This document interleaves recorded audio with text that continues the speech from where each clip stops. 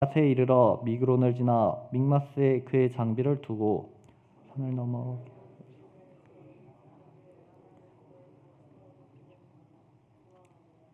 딸 갈리마 큰 소리로 외칠지어다.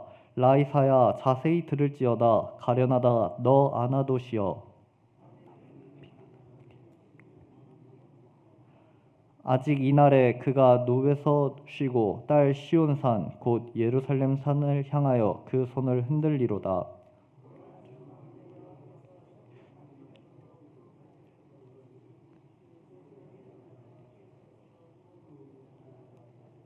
다 같이 읽겠습니다. 쇠로 그 빽빽한 숲을 베시리니 레바논이 권능 있는 자에게 배임을 당하리라. 아멘. 오늘 우리에게 주신 말씀은 혁혁한 위력의 하나님을 신뢰할 것을 이야기합니다. 예루살렘으로 쳐들어오는 아수르의 군대를 보고 사람들이 두려워하고 또 도망을 칩니다. 그러나 이사야는 그 군대를 꺾으시는, 마치 가지처럼 꺾으시는 하나님을 신뢰할 것을 이야기합니다. 내용 관찰 1번입니다. 아수르 군대가 무기와 군수품을 재정비한 곳은 어디입니까? 28절에 이렇게 기록되어 있습니다. 그가 아얏에 이르러 미그론을 지나 믹마스에 그의 장비를 두고. 믹마스에서 아수르 군대는 전열을 가다듬습니다. 믹마스에서 정비를 했던 이유는 산을 하나 두고 예루살렘과 그리 멀지 않은 곳에 위치하여 있기 때문입니다. 다음 29절을 보면 첫 부분에 이렇게 기록되어 있습니다. 산을 넘어 게바에서 유스카메라고 되어 있습니다. 최종 준비를 마치고 산을 넘습니다. 그리고 한 번 더 쉽니다. 그 다음 32절에 보면 이날에라고 기록되어 있습니다. 산을 넘은 그 다음날 유숙하고 출발을 했습니다. 그 출발한 그날에 도시들을 점령하며 예루살렘에 도착하여 손을 흔드는 아수르 군대의 군세를 보여줍니다. 내용 관찰 2번입니다.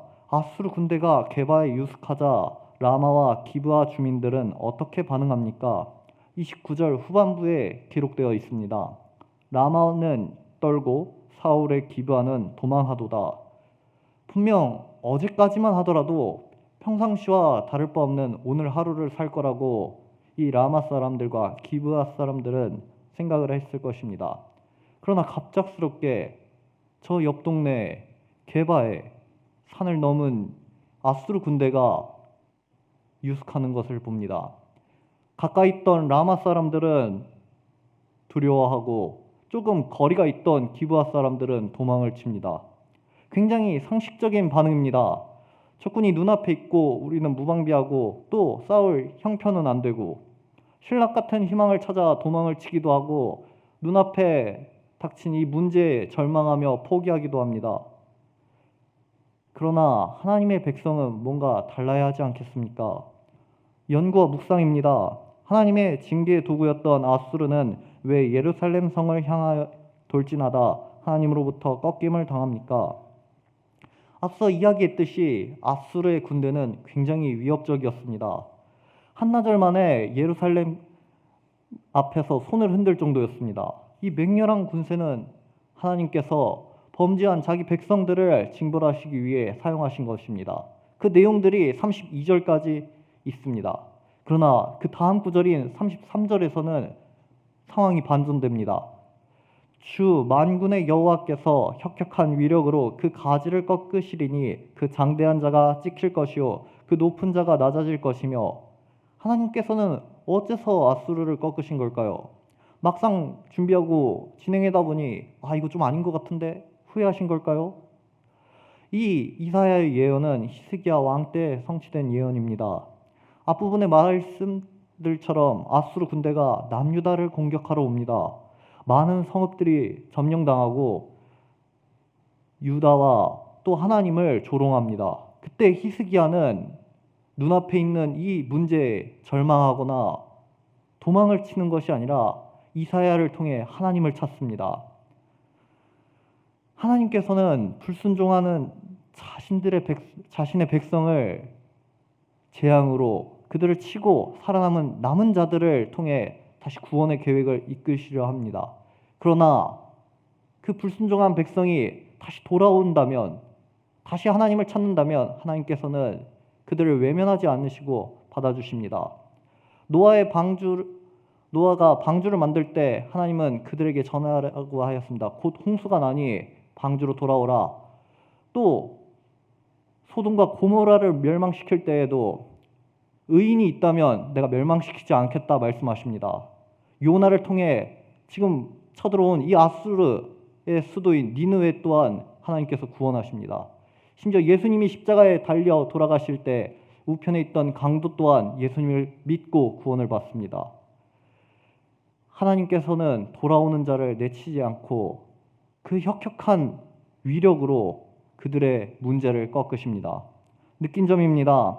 하나님께서 혁혁한 위력으로 무소불위의 아수르 군대를 멸하시겠다는 말씀에서 무엇을 느낍니까? 하나님의 전지전능함을 다시 한 번 더 실감합니다.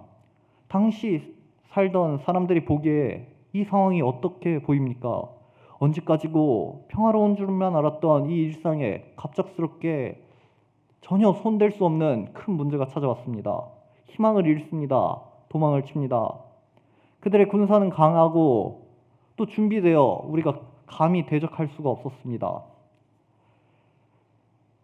그 와중에서도 하나님을 기억하지 못하고 하나님께 돌아가지 못한 그 사람들은 칼에 맞아 쓰러져가며 후대에게 국방력을 키워라, 강한 힘에 서라, 준비를 잘해라 라는 말을 전하며 죽음을 반복합니다. 죽음을 피하기 위한 해결책은 그런 힘에 있는 것이 아닙니다. 오직 하나님께 있습니다. 전쟁은 내 힘으로 하는 것이 아닙니다. 우리의 준비와 노력과 무언가로 하는 것이 아닙니다. 오직 만군의 주 여호와께서 전쟁을 이끄십니다. 히스기야가 말년에 문제가 있었지만 그가 아직까지도 선한 왕이라고 기록되어 있는 것은 그의 성품이나 지략이나 모략이 아니라 그가 하나님께 매달렸기 때문입니다. 그는 우상을 버리고 하나님을 찾았으며 아수르 군대가 바로 앞에서 자신을 비방하고 하나님을 조롱했을 때 다른 세력과 결탁해서 그들을 치는 것이 아니라 하나님께 매달렸습니다. 세상에 어떤 것이 선합니까? 오직 하나님만이 선하십니다. 그 선하신 하나님께로 돌아가는 것이 바로 모든 환난에서 건짐받는 유일한 길이고 희망입니다. 결단과 적용입니다. 큰 산처럼 보이는 문제 앞에서 두려워하거나 도망친 적은 언제입니까?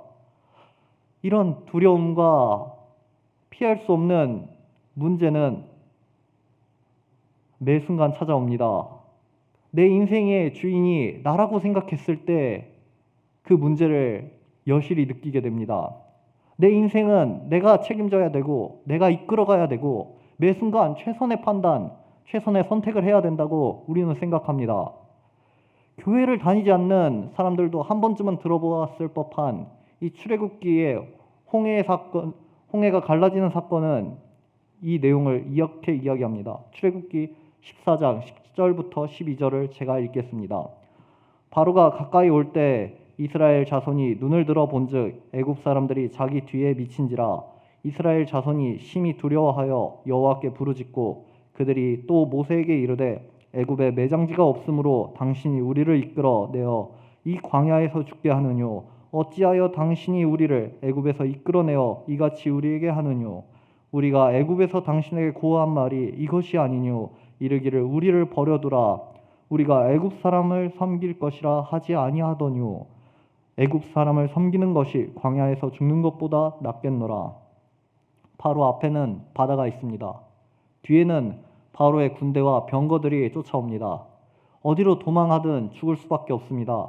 그렇기 때문에 그들은 모세를 원망하고 두려워하고 떨었습니다.